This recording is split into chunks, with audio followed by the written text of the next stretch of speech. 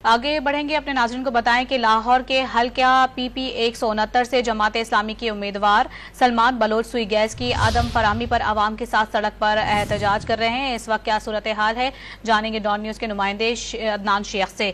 अदनान बताएगा, क्या इस वक्त सूरत हाल आप देख रहे हैं और क्या मुतालबात किए जा रहे हैं मुजाहिरीन की जानिब से?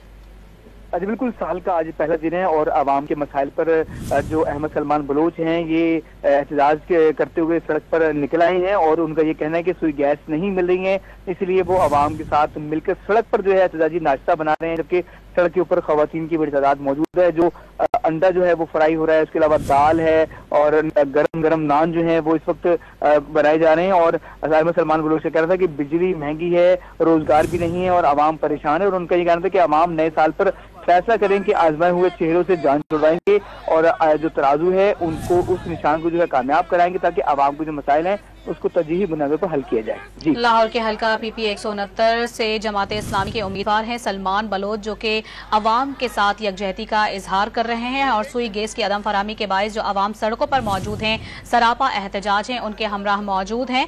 और इस हवाले से तफसीलात बता रहे थे अदनान शेख। आप बहुत शुक्रिया आपका।